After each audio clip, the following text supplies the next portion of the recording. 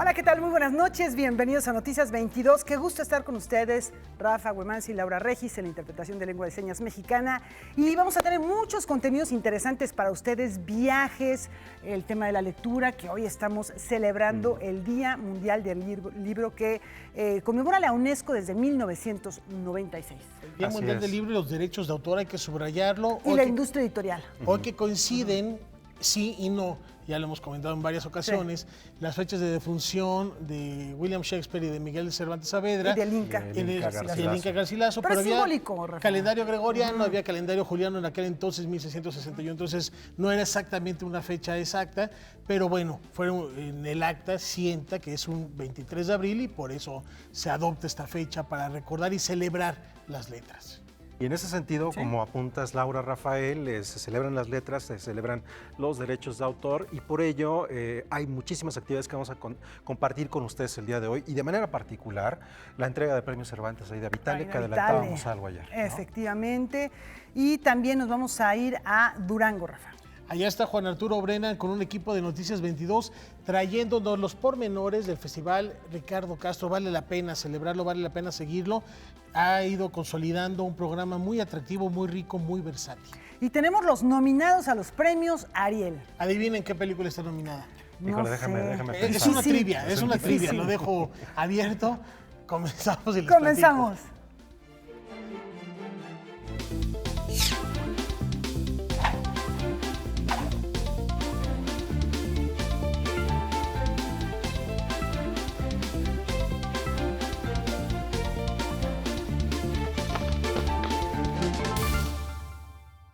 Bueno, pues empezamos con esta noticia importantísima para las letras hispanas. Representante de la poesía esencialista, ícono de la llamada generación del 45, Aida Vitale recibió hoy el Premio Cervantes de Literatura en reconocimiento a su legado poético, eso dijeron, que es al mismo tiempo intelectual, popular, universal y personal, así como transparente y hondo.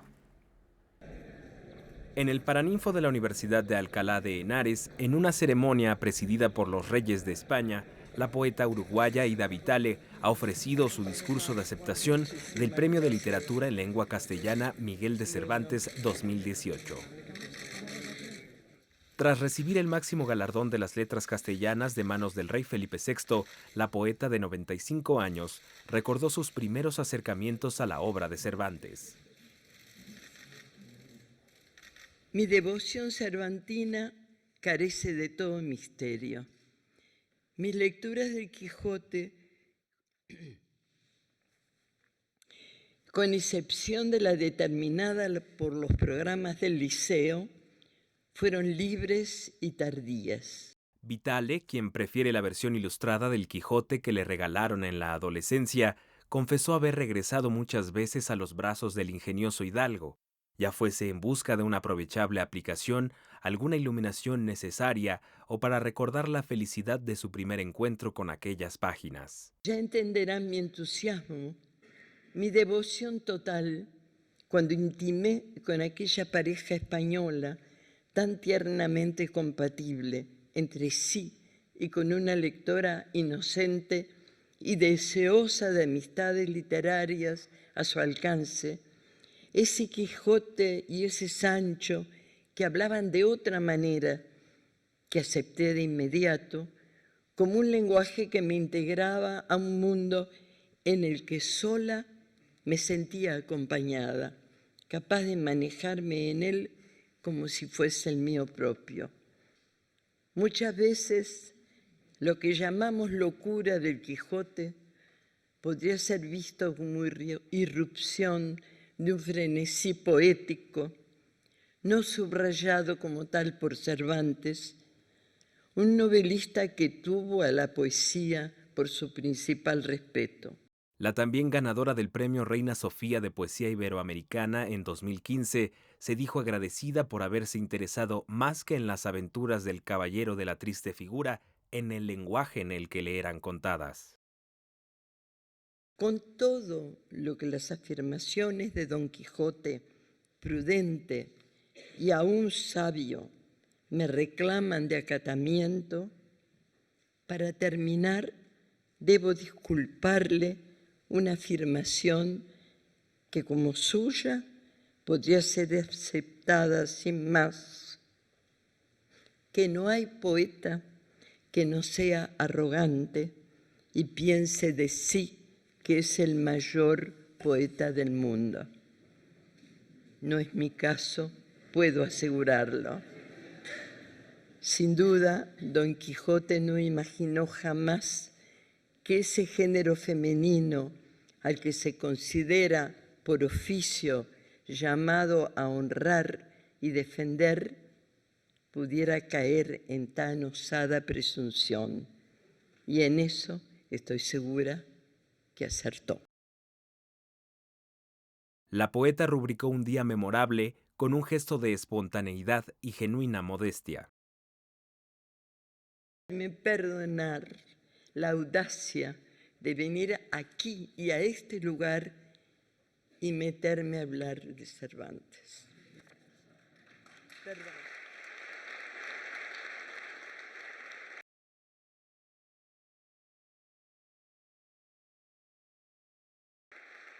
También recordamos hace un momento, ayer lo recordamos, la presencia en la Feria Internacional del Libro de Guadalajara el año pasado de Ida Vitale, donde pronunció un discurso en el cual México era pues un eje importante para el desarrollo de su literatura, de su poesía. Habló de la generosidad de este país que le permitió escribir tanto, y bueno, nosotros decimos también a esta poeta de sustrato simbolista. Celebrar también la cercanía que tiene México con este reconocimiento tan importante de la lengua de nuestro idioma. Sergio Pitol, Fernando del Paso, Elena Poniatowska, vamos, siempre Pacheco. ha estado presente. Sí, es larga la lista de mexicanos que han recibido este premio y que de alguna u otra manera se hermana con todos los que escriben en español y nos invitan a reconocer esa diversidad y esa riqueza de nuestro idioma. Así es, y bueno, en la Feria del Libro de Guadalajara, en la pasada edición, Laura, recordarás que tuvimos muchos momentos en los que estábamos hablando, no solamente en torno a Ida, que en ese momento la entrevistó nuestro compañero Víctor Gaspar, que además coincidió, ¿no? Recibió el premio Phil y ahora el premio Cervantes, y tuvimos la oportunidad de estar revisitando y estar frente a esa obra que está profundamente viva. El Fondo de Cultura Económica ha hecho una recopilación de su obra poética y es, por supuesto, muy, muy, muy recomendable acercarse a ella, ¿no? Cuanto antes ir a buscar la bibliografía completa de Ida Vitale, y enhorabuena por este premio Cervantes que recibe allá en Alcalá de Henares. Bueno, Rafael, y ahora nos vamos con la trivia. Ahora sí, ¿qué película? Tú, Laura, ¿por qué película? A ver, va la pista. Las únicas categorías en las que no está nominada son documental, cortometraje, ópera prima, mejor actor ¿Animación? y animación. ¿Animación tampoco? Son las únicas que no tienen nominación. Para todos los demás, Lo dejamos como una trivia para nuestro público, ¿te parece? Para el Ariel, es que ya vamos a ir a la nota, Está ya se complicada. empieza. ¿Cuál crees que sea? No, pues difícil, ¿verdad? Vamos a ver, Mansi? yo siempre soy Yo creo que es escéptico, una así que mejor- sorpresa, veamos la Sí. sorpresa que nos Julio depara. López nos platica quiénes son los nominados a los Ariel.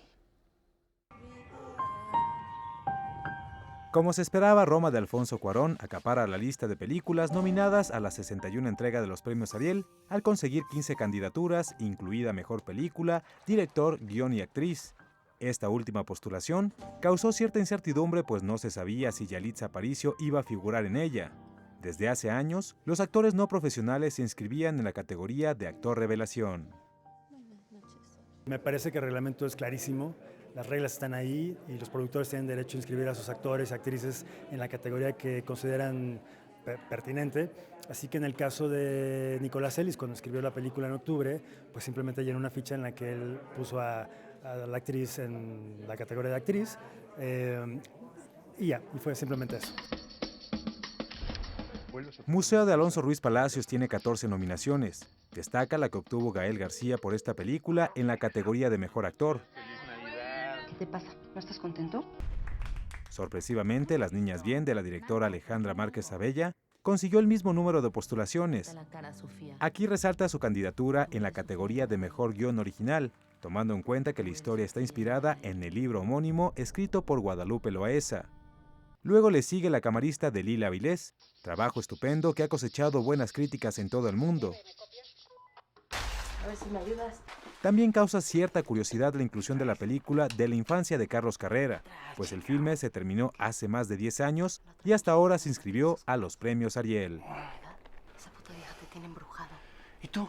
¿Para qué te haces el baño? A ver. Caso de la infancia, bueno, esa película se estrenó el año pasado, en 2018, así que cumplía con ese requisito para inscribirse y participar como todas las demás. Pero alguien se acerca. Un mago. Perverso. Amargado. ¡Yo soy Cascarrabias! Después de declarar desierta la categoría de mejor película animada, este año por fin hay 4 largometrajes disputando este galardón. Ahí viene Cascarrabias de Andrés Coutier, Ana y Bruno de Carlos Carrera, El ángel en el reloj de Miguel Ángel Uriegas y La leyenda del charro negro de Alberto Chino Rodríguez. Me encanta, estamos muy emocionados por tener 4 películas nominadas y creo que son otros tiempos en los que, bueno, pues hay mayor acercamiento, diálogo con todos los colegas, así que, pues nada, agradezco mucho que se hayan inscrito y que, bueno, ahora verlas aquí nominadas. Como ya se sabía, el Ariel de Oro se entregará al diseñador sonoro Nerio Barberis, a la escritora y guionista Paz Alicia García Diego y al actor Héctor Bonilla. Este año se inscribieron 144 películas y participaron 378 miembros de la Academia Mexicana de Artes y Ciencias Cinematográficas en el proceso de selección. Por primera ocasión, la ceremonia se realizará en la Cineteca Nacional el próximo 24 de junio. La idea de hacer este año la ceremonia en la Cineteca Nacional tiene que ver con hacer un evento mucho más abierto, mucho más incluyente, en el que el público pueda participar independientemente de los nominados, los invitados. Habrá una forma para obtener boletos, en su momento lo informaremos, pero sí, queremos que sea una fiesta.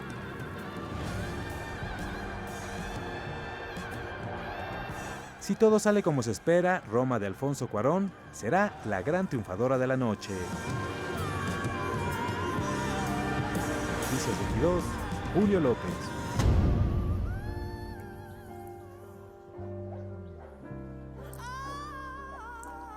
Bueno, y también está Roma. Yo estaba pensando en museo y en Niñas Bien, pero está Roma, es una categoría de diferencia. Museo tiene 14, Niñas Bien tiene 14 y Roma 15. 15, así es. Pues bueno, ya estaremos viendo qué es lo que ocurre con las nominaciones. Esto será en el mes de junio. A mí me llama mucho la atención, Laura, Rafael, amigos, que hace mucho tiempo que los premios Ariel no habían dejado al Palacio de Bellas Artes, salvo este periodo cuando estuvo remodelándose el Palacio de Bellas Artes y se celebró, por un lado, en la Sala Nezahualcóyotl y en otra ocasión en el Auditorio Nacional, que eran espacios que permitían una mayor cantidad de personas, de gente. La Cineteca, bueno, sí, será tal vez signo de los tiempos. Sin embargo, cuando uno piensa en los premios Goya, en los premios César, en los premios Oscar, estamos frente a una gala que se celebra en un teatro, en una gala anual, con una academia. Entonces me parece que, si bien que la Cineteca es un espacio en el que se pueden permitir muchas cosas, creo que sí tiene un sentido importante pensar en la etiqueta, en academia, en espacio. En el aforo, simplemente, que tiene los recintos que mencionas, el Palacio de Bellas Artes, no se diga el Auditorio Nacional, que es mucho más grande la Sala que tanto la Sala ¿no? Nezahualcóyotl que el Palacio, y ahora en la Cineteca, y lo comentábamos, quizá se transmita vía streaming en varias salas, y en la sala más grande se lleve a cabo la ceremonia. Habrá que esperar y habrá que conseguir un boleto también para estar ahí. Así es, porque en la sala de afuera no, porque siempre llueven los Arieles, eso es cierto, ¿no? Entonces tendrá que ser por dentro, ¿no? Ahí está la reflexión. Ya veremos qué pasa, ¿no? Bueno, y lo bueno es que son 144 películas, no es un número malo, digamos, cuando hemos tenido años en los cuales ha sido mucho menos de la mitad. Así que ojalá que continúe la producción de películas mexicanas de todos los géneros posibles y para todos los gustos, y que siga habiendo, porque yo creo que algunas de esas películas que se mencionaron tuvieron buena respuesta por parte del público, lo cual es positivo para el cine mexicano. Ana y Bruno está linda, la de animación. Sí. Ana y Bruno es una muy buena recomendación, de verdad. Y es una gran historia, ¿no? Es una gran historia. Y también se tardó muchísimos años en llegar a la cartelera y otros tantos en llegar a las nominaciones, y yo creo que, es mi favorita, quién sabe cómo estén los momios. Totalmente de acuerdo, y además un trabajo hecho con esa calidad que le digamos que le corresponde a un artista, porque lo es, que tiene una trayectoria realmente de filmes muy importantes y de animaciones anteriores, pues premiadas en Cannes incluso, ¿no? Así es que Carlos Carrera tiene 2 películas, Ana y Bruno en animación y De la calle, que bueno, ya lo escuchamos, De la de la infancia. infancia, perdón, de la infancia, que ya lo que escuchamos, animación, ¿no? pasó muchos años para que fuera estrenada. Pero hay algunos actores que no cambian, que parece que lo grabaron allá. Sí, Un abrazo a ¿verdad? Eso sí me Damián. impresiona mucho. Vivian Alcázar, que está idéntico. Idéntico, está idéntico. sorprendente. Ahora en Complot Mongol uno lo ve y dice, este es el mismo, ¿no? El mismo de la infancia, El mismo literalmente. de la ley de Herodes, es idéntico. En fin, bueno, un saludo para él, por cierto. Y ahí les comentamos que enfundado en las ropas de un explorador del siglo XIX, el artista conceptual Fernando Cueva reconstituye los pasos de Alexander von Humboldt por las Américas. Y de alguna manera Alexander von Humboldt sienta un canon, digamos, ¿no? Él sienta un modo de escribir, un modo de narrar, plantea un repertorio de imágenes que es muy canónico. De alguna manera, a partir de Humboldt se establece un canon de cómo leer América, por ejemplo, de cómo narrar ciertas situaciones, de cómo describir el territorio, de cómo categorizar el tema de fauna, el tema de recursos. Entonces yo creo que en ese sentido es como acercarse al canon de la escritura. Fabiano Cueva, artista ecuatoriano, desde el 2011 emprendió un viaje por los lugares que visitó Alexander von Humboldt. Su objetivo fue hacer una reinterpretación y apropiarse de la ruta. El resultado son videos y una colección de objetos que cuestionan la realidad, la historia y el valor que se le da a una pieza.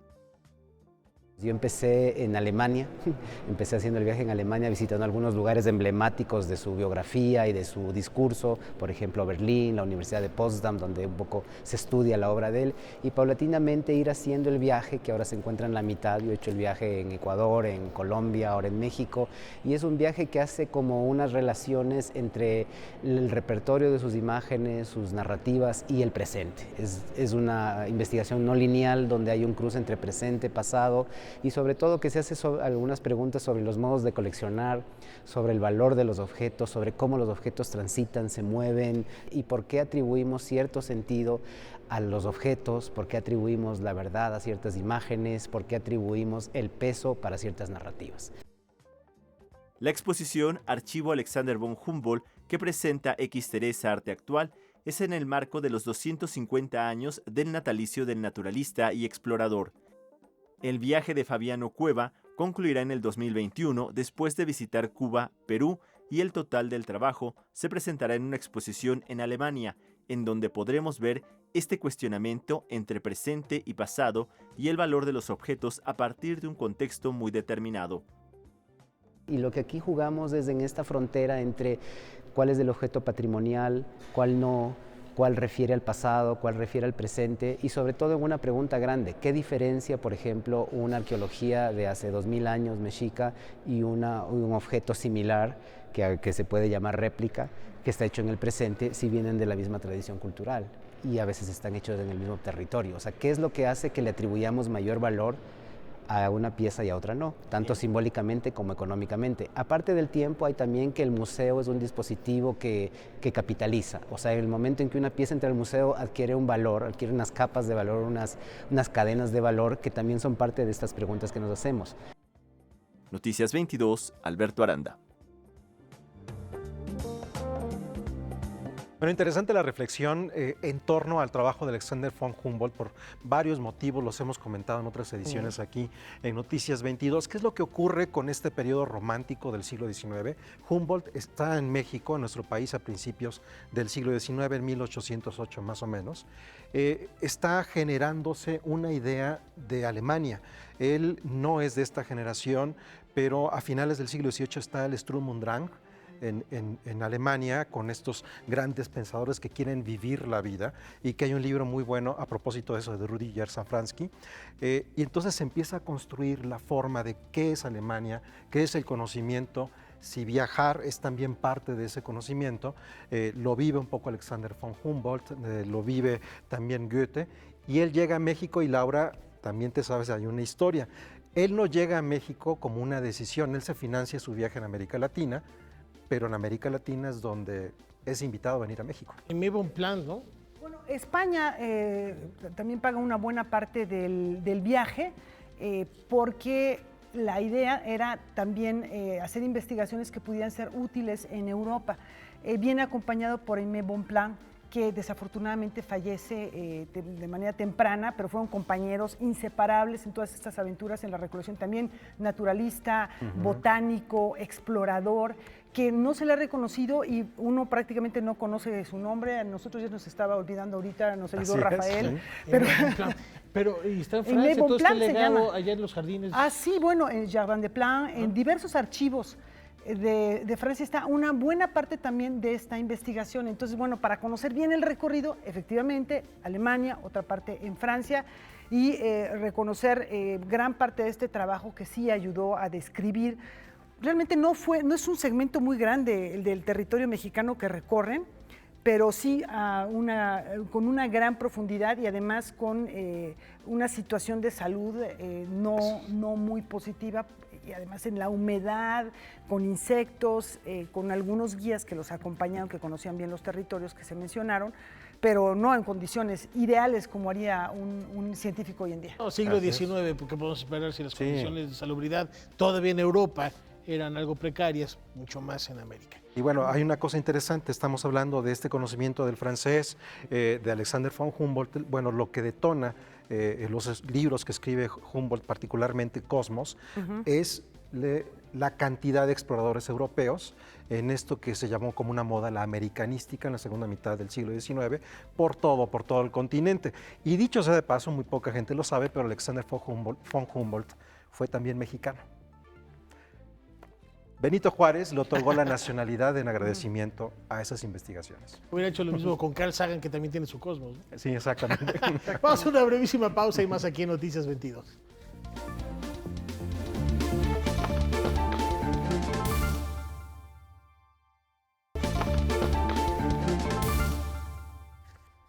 Bueno, continuamos con más información y el mismo espíritu aventurero que caracterizó a Alexander von Humboldt está aquí. Así es, 3 pintores mexicanos nos llevan de viaje por diferentes territorios de su obra. El viaje fue el tema que retomaron Arturo Márquez, Arturo Arvizu y Samuel Melendres para su más reciente exposición en la Galería Óscar Román.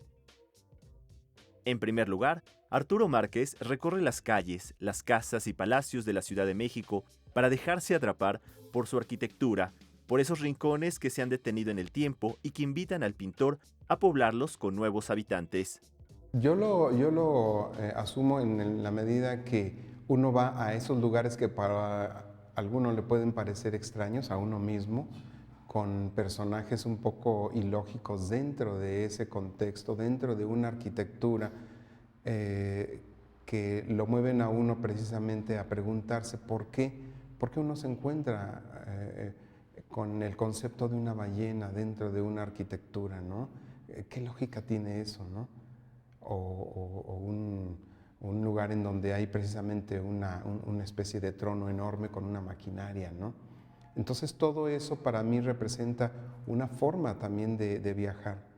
A veces cuando uno empieza a pintar una serie de cuadros, no se imagina uno la imagen que va a terminar uno pintando, que lo cautiva a uno también. Yo al principio de esta serie poco me imaginaba que iba a poner delfines, pero van saliendo. La misma serie, el mismo concepto del viaje, lo va llevando a uno a plantearse la posibilidad de poner un elemento como los delfines.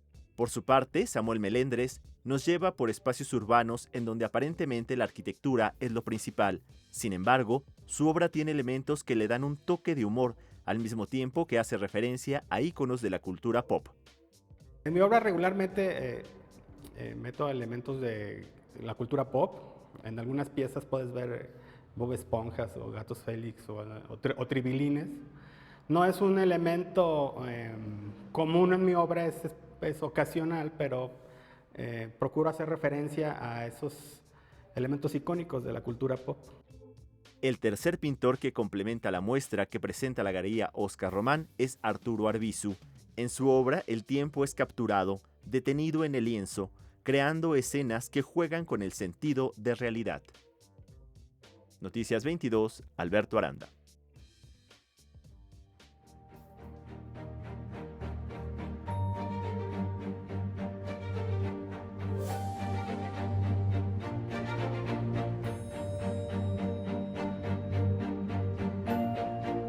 Y celebrando la calidez, la hospitalidad de los duranguenses, nos vamos directamente con Juan Arturo Brennan, quien seguramente ya degustó un caldillo y unos mezcales, unos curados, unos destilados allá al norte de la República. Mi querido Juan Arturo, líder de este Dream Team que se encuentra allá para traernos los pormenores del Festival Ricardo Castro. Juan Arturo, ¿cómo estás? Hola, Rafa. Hola Laura, hola Gumantzin, hola a todos por allá y a nuestra teleaudiencia también. Rafael, te quedaste un poco corto con el menú, ya en corto cuando regrese yo a México te platico qué más hemos comido todos aquí. Estamos en la entrada del Teatro Ricardo Castro, que es una de las 2 sedes importantes de este Festival Internacional de Durango Ricardo Castro, que lleva su nombre, en cuyo escenario, dentro de unos minutos, el guitarrista ruso Artyom Vervoyev va a dar un recital de guitarra clásica. Pero antes, quisiera mencionar lo siguiente. Cuando uno va a una ciudad, a un festival artístico, aprovecha los momentos en que no hay eventos del festival para degustar el resto del ámbito cultural de la ciudad. Hoy en la mañana nos dijeron aquí en Durango, que aquí en Durango Capital, solamente en el centro histórico hay 14 museos, cosa que me parece un dato harto interesante. Algunos de ellos son un poco insólitos y justamente hoy tuvimos la oportunidad de visitar un museo que está dedicado íntegramente a la vida, la obra, las aventuras y las desventuras de Doroteo Arango, alias Francisco Villa, alias Pancho Villa, alias el General Villa, alias el Centauro del Norte y muchos otros aliases. Gilberto Jiménez es el director del Museo Nacional Francisco Villa, que está aquí en la ciudad de Durango. Hace unas horas tuvimos oportunidad de tener una conversación con él, nos platica cuál es la vocación, el contenido y el espíritu del Museo Nacional Francisco Villa. Vamos a escucharlo y yo regreso en unos minutos.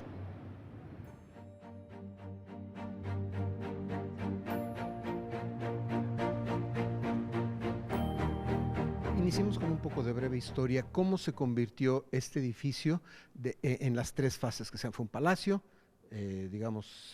particular, después fue un palacio de gobierno y ahora es un museo. ¿Cómo se hizo esta transición y más o menos cuándo? Tiene que ver con cuestiones y pasajes históricos. Primero fue Palacio de Zambrano porque fue construido a finales del siglo XVIII por Juan José Zambrano, el minero más rico de Durango y de todo el continente, que tenía los yacimientos de oro y plata más ricos, repito, del continente. Con ese dinero se construye este lugar, se conoce como Palacio de Zambrano porque pertenecía al señor Zambrano. ¿Cuándo se convirtió del palacio particular de este hombre en Palacio de Gobierno? A partir de más o menos 1840, ya había fallecido el señor Zambrano y la familia no tenía oportunidad ni recursos para pagar los impuestos que debía al gobierno. El gobierno les da una pequeña indemnización y les embarga, por decirlo de alguna manera, el edificio y se queda con el palacio. Y a partir de ahí, 1840, 40 y tantos, se convierte en Palacio de Gobierno hasta el 2012. En el 2012 entiendo que se hace una remodelación, se trabaja en restauración del local. ¿Y cuándo se convierte en el Museo Nacional Francisco Villa? A partir del 14 de febrero del año 2003, es decir, hace 6 años, se convierte este lugar en Museo Francisco Villa. Deja de ser Palacio de Zambrano y Palacio de Gobierno para ser museo, pero igualmente la gente de Durango lo conoce como Palacio de Zambrano, Palacio de Gobierno, vamos al gobierno o vamos al museo, ahora sí que tiene 3 nombres. ¿Cómo ha respondido la gente de Durango a la existencia de este Museo Nacional Francisco Villa en cuanto a acercarse, a querer conocer lo que aquí hay, a ponerse en contacto con esta figura tan mítica de la historia del país? Lo ha hecho con mucha aceptación, incluso lo aprueba. Te lo digo por lo siguiente, cuando salimos de Durango, los que somos de aquí, a otro estado de la República, ¿de dónde eres? Nos preguntan, de Durango, y la respuesta es la tierra de los alacranes y de Pancho Villa. Cuando salimos del país a Estados Unidos, particularmente, ¿de dónde eres? Mexicano, viva Villa es la respuesta.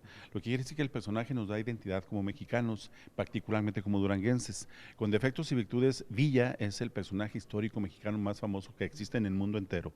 Y a Villa, Durango ya le debía un museo digno, un museo de alcance nacional, un museo que tiene objetos, fotografías, museografía en general, que permite que el individuo que viene a visitarlo, cuando entra por la puerta principal del museo, con una idea del Villa bandolero, del Villa mujeriego, del Villa que tuvo muchos hijos, al término del recorrido, que dura más o menos 1 hora, sale con otra imagen, del Villa gobernador, del Villa humano, del Villa que promulga una ley agraria, del Villa jefe de la División del Norte, del Villa que trascendió y por eso es un personaje universal. Ahora bien, un museo en general es, en primera instancia, lo que contiene, los objetos que alberga, pero un museo también, sobre todo un museo moderno, es un museo que organiza y ofrece actividades relativas a su acervo. En ese sentido, este Museo Nacional Francisco Villa, ¿qué hace en este sentido para sus visitantes en cuanto a actividades complementarias? Pues mira, varias cosas. Lo que tú dices es muy cierto. Regularmente tenemos la impresión de que los museos de historia son aburridos. En el caso del Museo Villa, por ser relativamente nuevo, te digo, tenemos 6 años, contamos con varios interactivos. O sea, el niño que llega y le pica y sale el monito, el audio, la imagen. Además tenemos relación toda la semana con escuelas de la ciudad, es decir, vienen niños a conocer el museo, no se les cobra, contamos con un personaje que interpreta a Villa que va a las escuelas cuando ellos no pueden venir, regularmente tenemos aquí conferencias, presentaciones de libros, obras de teatro, es decir, el museo, además de las salas que son 13, donde se exhiben cosas relativas con el personaje, además cuenta con 3 salas que son especiales para exhibir esculturas, pinturas, manifestaciones artísticas de gente de dentro y de fuera del estado. Entonces está vivo, está activo todo el tiempo, no cerramos y es un lugar muy atractivo. Evidentemente, pues el mismo edificio invita a visitarlo. Una última pregunta. Un poco antes de que empezáramos con este coloquio, nos dijo que hay una pieza en particular de la que se siente muy orgulloso, que alude directamente a una de las maneras como nos expresamos de Pancho Villa. Cuéntenos un poquito de esta pieza. Bueno, el museo tiene muchas anécdotas porque aquí han pasado, imagínate, una cantidad grande de gobernadores, de políticos, de presidentes, de artistas y personajes interesantes e importantes. El museo... los murales que contiene el museo fueron pintados más o menos en el 35, es decir, tienen 80 y tantos años de existencia, fueron pintados por Guillermo de Lourdes, siendo gobernador Carlos Real Félix. Carlos Real Félix se entera de que hay una anécdota de Villa cuando él dice que quisiera tener a Victoriano Huerta, lo tengo que decir para que sepa la anécdota, si no lo sabe, que lo quería tener bajo sus huevos, así lo dijo Villa. Entonces, cuando el gobernador se entera de esa anécdota o de esa historia del personaje, le pide al artista plástico, a Guillermo de Lourdes, que en uno de los murales de él Palacio, plasme esa historia. Entonces el mural que está a mis espaldas, aparece Villa montado en su caballo 7 leguas, que es el que ya conocemos todo el mundo, y el fuste o la parte de arriba de la silla de montar es ni más ni menos que el rostro de Victoriano Huerta, y lo tiene justamente ahí cerquita de donde había dicho Francisco Villa. Hay en este museo una pieza, una escultura, que tiene un valor particular porque en esa escultura se ha descrito a Pancho Villa como el Centauro del Norte, que es una de sus advocaciones. ¿Qué nos dice de esa escultura? Sí, mira, el maestro Guillermo Salazar, que es el autor de la obra, es uno de los escultores más reconocidos en el norte del país y siempre en su mente tuvo la idea de que el concepto que tenemos de Villa como Centauro del Norte se hiciera realidad. El centauro aparece en películas, en revistas, en negocios, en productos artesanales, pero no lo podíamos tocar, no era tangible. Entonces se da la tarea de esculpir un Villa como centauro, es decir, mitad hombre, mitad caballo, según la mitología griega. Y se han hecho 3 piezas solamente, que son de colección, y contamos con una de esas piezas. El Centauro del Norte en bronce, concepto hecho realidad.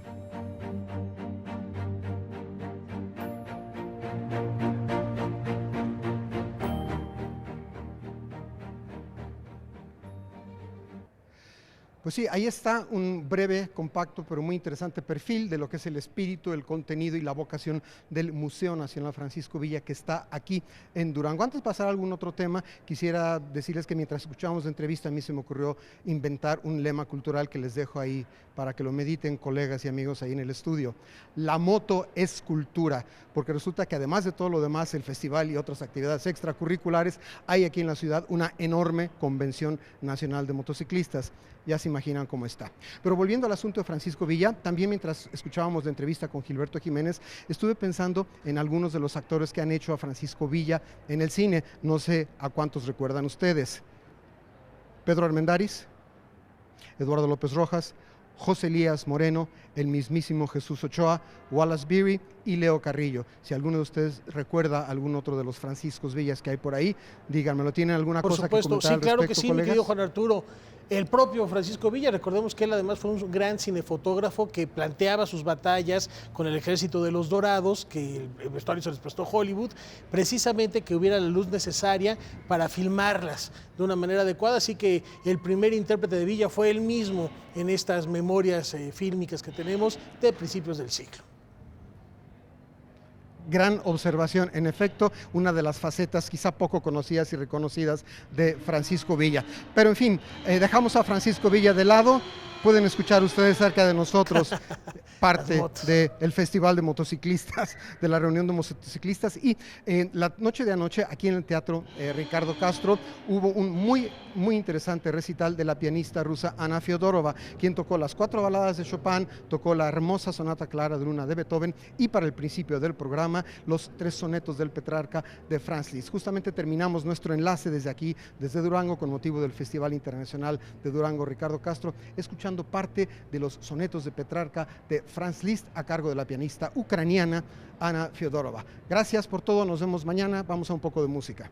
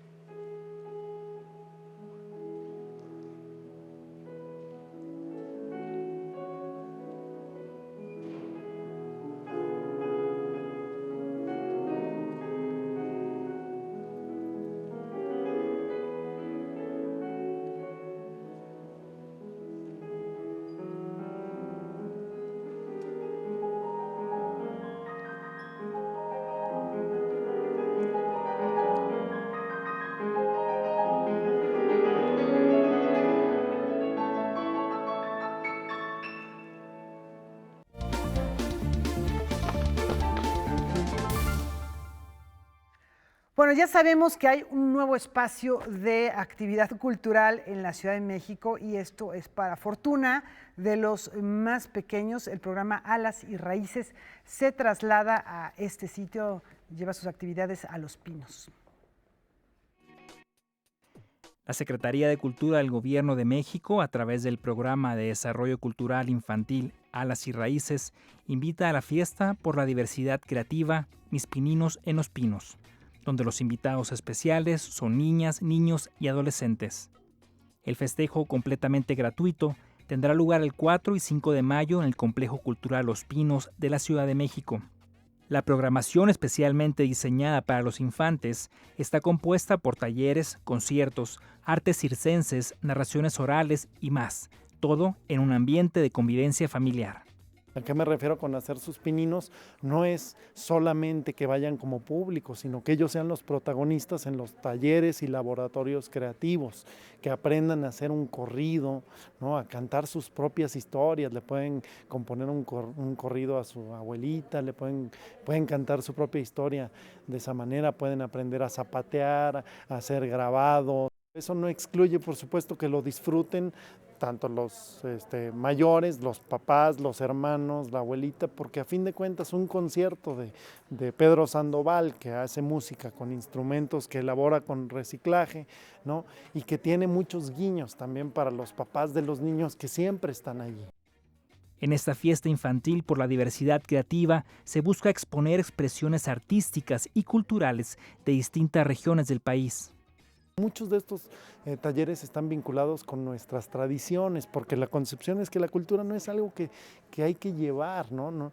Sino la cultura está efervescente por todo el país. ¿De qué se trata? Pues de que los niños tengan acceso a estos registros culturales que existen en muchas partes de nuestro país. Imagínate qué suave que en los cuartos puedan entrar los niños y hacer un taller de danza o de expresión corporal o de grabado, pintar, hacer lo que ellos quieran, ¿no? Literalmente apropiándose de la casa. No está construida para eso, ¿no?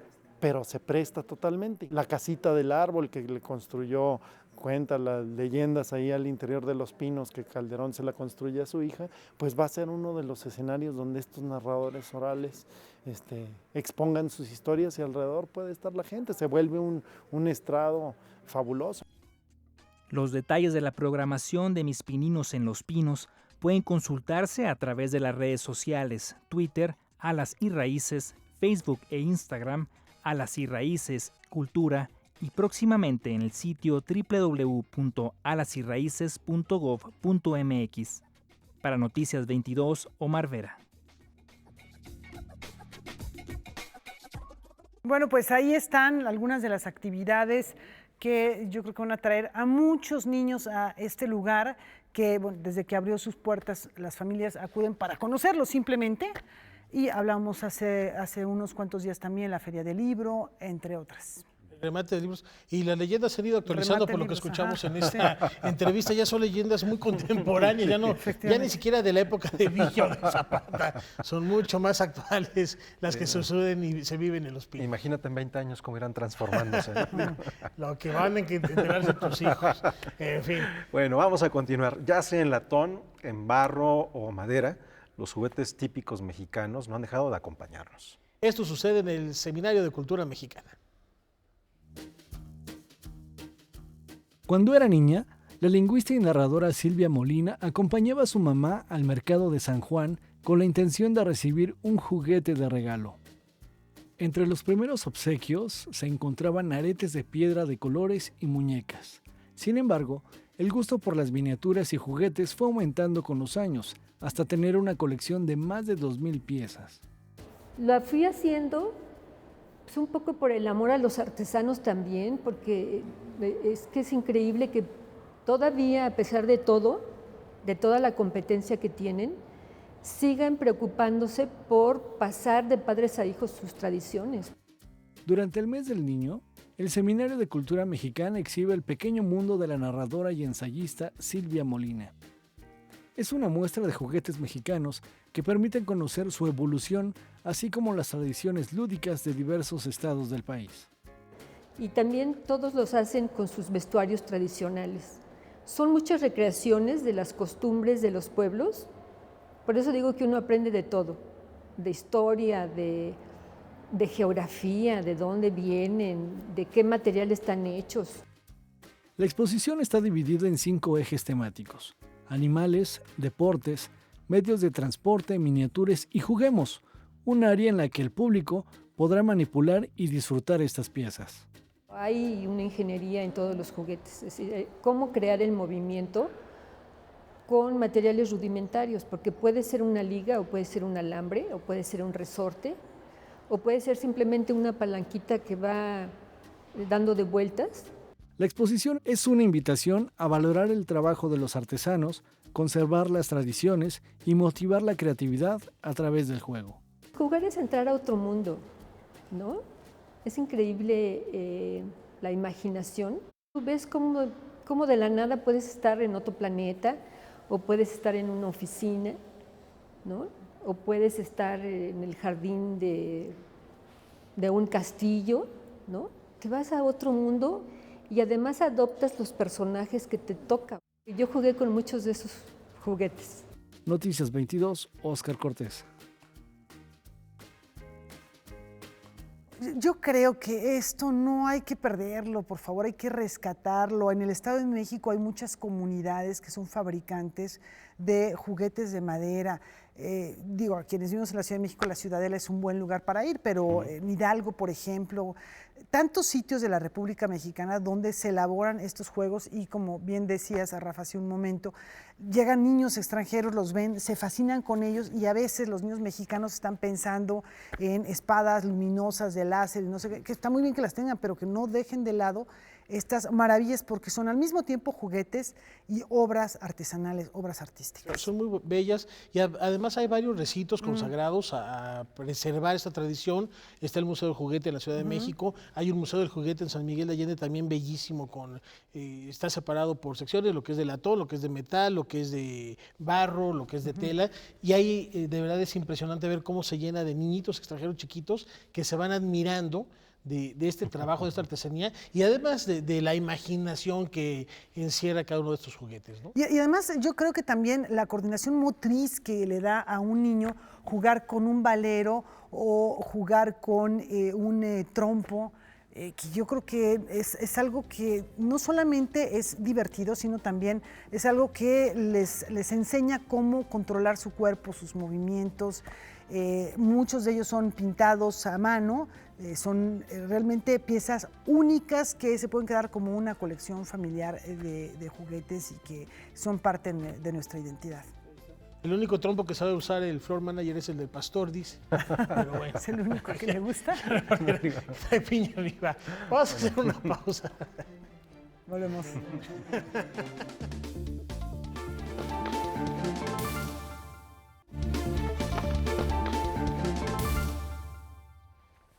Bueno, continuamos aquí en Noticias 22. Hay un espacio que hemos seguido a lo largo de los años en Canal 22, no solamente en este espacio informativo, que tiene que ver con las dinámicas artísticas, las propuestas visuales que se generan en una galería que está en el corazón de Tepito. Nos referimos a la José María Velasco, donde 3 artistas ahora se engala de inagotables posibilidades expresivas de una técnica que es prácticamente la esencia de la pintura, el dibujo. Víctor Lucero, Mayra León y Gerardo Rivera Cura plantean una relectura del dibujo como expresión vigente a través de diversas técnicas y formatos en la exposición Susurros en la Niebla, Punto, Línea y Mancha. Los 3 artistas que estamos participando aquí es que estamos hablando de cosas que nos están pasando ahorita aquí y en nuestro país, ¿no? O a nivel mundial también, ¿no? La violencia, la migración, el rescate de la identidad de cada uno, ¿no? Entonces creo que en ese aspecto sí estamos poniendo el dedo en la llaga de lo que está pasando actualmente, ¿no? El ensamble secuencial, el cómic y el libro de artista son algunas de las propuestas que presentan los artistas, quienes tienen como constante en su trabajo la narración de historias a través de la imagen. Una de mis propuestas es tener la sensación de exploración visualmente, que uno sienta la inquietud de tener un recorrido, porque también estamos muy acostumbrados ahora a un escroleo de imágenes, a una cosa de no retener mucho una sola imagen. Y a mí me fascina el mundo visual como un mundo habitable, en el que cada detalle puede abarcarte unos segundos, algún momento, como para poder estar inmerso y sentirte parte un poco. Creo que eso es una gran parte de la sensación presencial de la pintura como ejercicio, que funciona como imagen, pero que no es lo mismo cuando lo ves en vivo. Un elemento básico de la composición para el dibujo, y en este caso lo que podemos ver es que estoy desarrollando mi discurso en un solo tono, en blanco y negro. Digo, el único tono que estoy usando es negro, y con eso estoy tratando de encontrar, por un lado, que los elementos sean reconocibles, y por otro lado, la expresividad, y con esto llamar la atención del público. Lo que yo estoy presentando aquí en la Galería José María Velasco es una serie de dibujos que se titulan los Necronomicomics, y es una obra creada a partir basado en las historietas o en los cómics, pero transgrediendo la estructura lineal y consecutiva del cómic tradicional. La muestra se exhibe hasta el 5 de mayo en la Galería José María Velasco, Peralvillo 55, Colonia Morelos, Ciudad de México. Con información y texto de Salvador Perches Galván, Óscar Helguera, Noticias 22. Bueno, pues la verdad es que el dibujo para muchos ha sido la base, la estructura de otro tipo de obras y para otros es en sí mismo ya la obra plástica. El arquitecto Le Corbusier decía que el dibujo no deja espacio para la mentira. Ahí se ve quién es quién, ¿no? Por lo menos en términos plásticos de planteamiento de un trabajo. Y bueno, por cierto, hablando de arquitectos, el despacho MMX celebra 10 años de incidir, de estar presente en la transformación del paisaje urbano. Dignificar el paisaje de la Ciudad de México a partir de la estética y el uso de espacios comunes son algunos de los objetivos que han tomado en cuenta los 4 arquitectos fundadores de MMX. Un despacho que celebra 10 años de trabajo con la exposición Arquitectura y Territorio. Presentamos de una forma de maquetas, porque las maquetas son un elemento, una herramienta muy importante para nuestro trabajo, es la forma en que entendemos los proyectos, los visualizamos mejor y el ejercicio de esta abstracción de maquetas es justo sacar lo más importante de cada proyecto. Existen en nuestra práctica una serie de ejercicios urbanos que nacen de la preocupación de cómo mejoramos la ciudad, como tú lo decías, en todos los sentidos, ¿no? No es una mejora estética, eso debería venir casi como dado, pero es una mejora sobre todo a la calidad de vida, es una mejora en todos los sentidos de cómo funciona la ciudad, ¿no? En términos de manejo de agua, en términos ecológicos, en términos sociales, de movilidad. De forma paralela y bajo el mismo nombre de la muestra, Arquine publicó un libro en el que aborda el compromiso que tiene MMX con solucionar problemas y necesidades de la ciudad.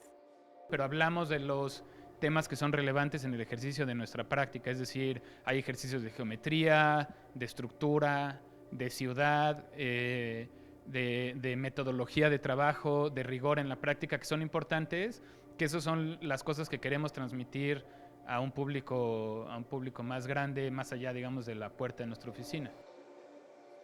A lo largo de una década, el despacho mexicano ha trabajado en el diseño de espacios públicos, viviendas, edificios, centros culturales, así como pabellones temporales.